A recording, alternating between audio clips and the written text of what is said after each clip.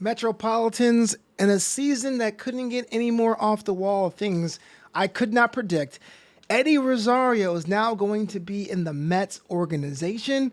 What does that mean for the team? What does that mean for us? We're going to break that down on this edition of Mets Digest. Hey, Flobo Boys here, rocking with you, giving you the news and notes you so need about the Queens, Kings, and, well, I understand that you have a lot of podcasts and news sites you can go to for your news and rumors. I appreciate it that you're rocking here with me and my colleague, Mike D'Angelo, but we need your help because we still fairly are a new channel. If you haven't already, if you've been checking out the content and you haven't hit that subscribe button, please do. We try our very hardest to make sure everything we present to you is things you want to hear, things that are relevant to you, and more. So if you haven't hit that, hit subscribe. And if you don't like doing that, I see how it is. You probably root for the Yankees. Let's go on. I was perusing the internet as I most do every day, and even though I know there are two Rosarios currently in free agency, I thought Ahmed would be the one to be signed by the New York Mets, but no, it is absolutely official. It seems that Eddie Rosario is going to be in the Mets organization. Eddie Rosario? What? Are we really doing this? I was like, wait. I remember him being a part of that Atlanta baseball squad. But in his career so far, he spent time in Minnesota and Cleveland and Washington as well. And after being DFA'd about 2 days ago, is instantly rolled over into the Mets organization. Typically, when someone gets kind of DFA'd so late in the season, you wonder whether or not they'll find a new home, but that didn't seem to be the case here. This one is from CBS News. It was the first when I saw report this story. They went and said, Rosario elected free agency Sunday after being DFA'd by Atlanta, and he didn't have to wait long for another opportunity. The 32-year-old has taken a major step back at the plate this season, slashing just 175, 215, and 316 across 319 plate appearances between Atlanta and Washington, though he could claim a bench spot in New York if he's able to turn things around with AAA Syracuse. And that is interesting because how many times have we thought the New York Mets could be the land of opportunity for someone who maybe needs a change of scenery? Typically, we kind of export people and they become superstars elsewhere. Now, Eddie Rosario was never going to be a top tier guy. He was never like top five in anyone's mind, but always seemed to be a thorn in our side when we played the Atlanta Braves. And, well, let's take a look, more of an in-depth look at them stats. So the home run production isn't that great, but the idea is what we were saying before. Even in a down year, these are very respectable numbers, or at least I can say these are numbers that would have typically hung with the team, typically this season or even season beforehand. So the idea of him being on the major league roster isn't that much beyond the pale. I'm not saying to stop what you're doing. This is a huge pickup. Oh my goodness. But if he were to be brought up, it'd be a piece that can actually contribute, which is something you need. That's how small ball kind of works.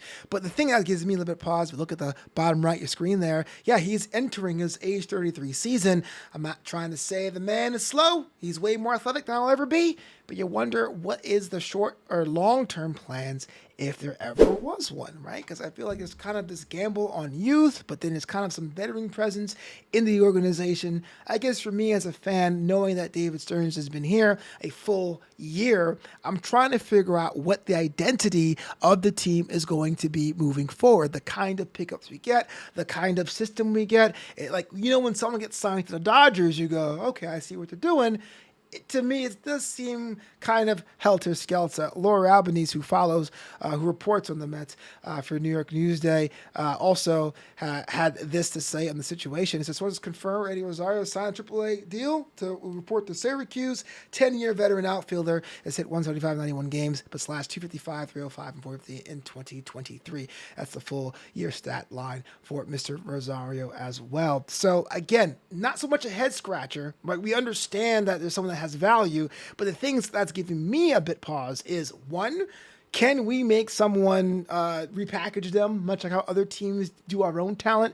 2, where does he fit in an ever increasingly crowded outfield? We've got Nimmo, we got Bader, even though Bader's on a 1-year deal. You have Starling Marte coming back from an injury. You even have Ben Gamble, even though he's not on anyone's top of mind as well, has been a bench piece. DJ Stewart is in AAA. Syracuse sent him down a few weeks ago, and now Rosario as well. And also, talking about the identity of the team, there was this push from the president of baseball operations to let the kids play, to really find out what our prospects can do and promote them accordingly. So it is kind of interesting to see where everyone will probably shake out and how that will be looking up this year and next year moving forward. But hey, look, anyone that has an opportunity to do something elsewhere, to really stick it to their former employers, that would be the time, because I would love to see a Rosario Grand Slam in the last game of the season or during the playoffs to really knock the Atlanta Braves out of contention. But that is not a news thing. That is a me personal fan thing, because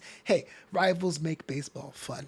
Question for you, though. You're watching this. Thank you so much for getting to the end of the video. You are Carlos Mendoza. You are David Stearns. How would you use Rosario? You have the chance. He's reporting to AAA Syracuse, so he could be a depth piece, and that could be it. You even entertain the thought of bringing them to the main roster. Who would you shuffle out? Who would you have that as an insurance against and decide to walk? What would you do? And is this related to the offensive struggles that Nimmo was having this season? That was just me stirring the pot. I'm not sure, but I would love to know your perspective. It's on you. Let us know in the comments below. I do read them, good and bad. And props to you guys for being honest and keeping me honest as well. Hey, you reached the end of the video. Appreciate you so much. We'll be back here with more news and more updates when it comes to anything New York Mets. And until next time, it's LGM to the bitter end.